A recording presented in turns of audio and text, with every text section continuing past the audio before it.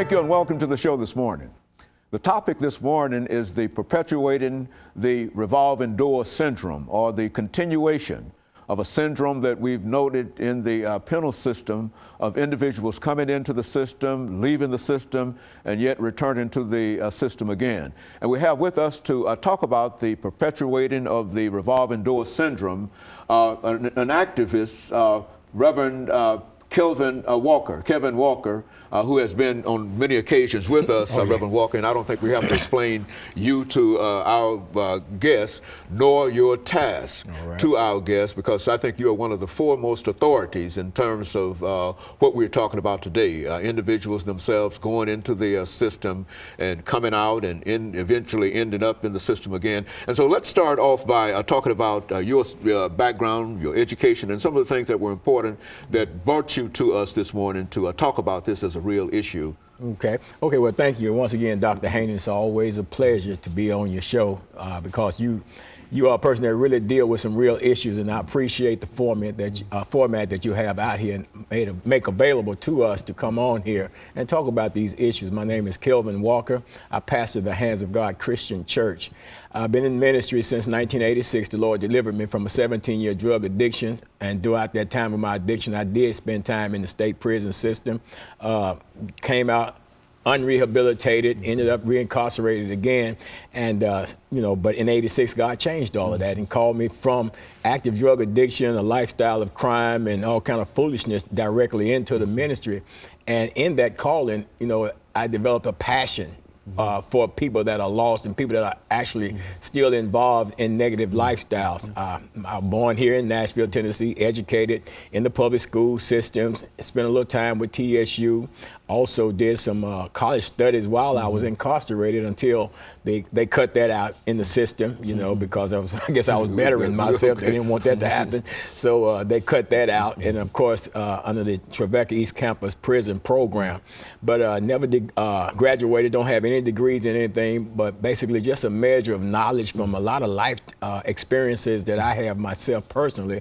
And that brings me to the point, where I am today in terms of wanting to reach out and make a difference, in the world in which I have to live in, and my children have to live in, my grandchildren have to live in, and just trying to make it a better place by addressing and attacking and challenging some of the issues that I believe don't solve problems, but in effect create the problem that it's supposed to be solving. And that's why we, on here today to talk about this particular situation about, perpetuating the revolving door syndrome and dealing with the state prison system. Very good. When we look at the whole issue of crime in America, one of the things I think that we can always say is that African Americans make up a large percentage of the ex-offender population, and as well as the incarcerated population. And let's look at some of the reasons that folks have often become involved in so much crime. Well, first of all, it's very frightening when you look at the amount of Black Americans in the country, in America, as in comparison to the numbers that are incarcerated and that are now ex-offenders and the like.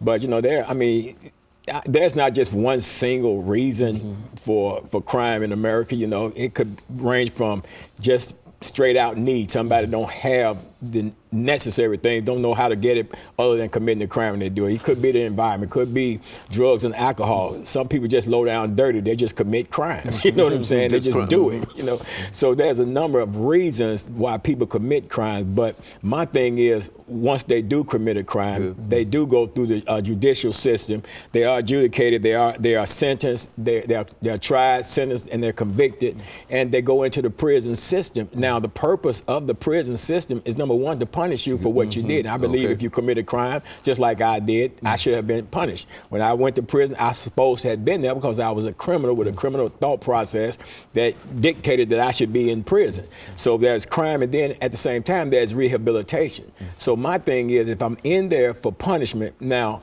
the time served in the prison system will constitute the punishment.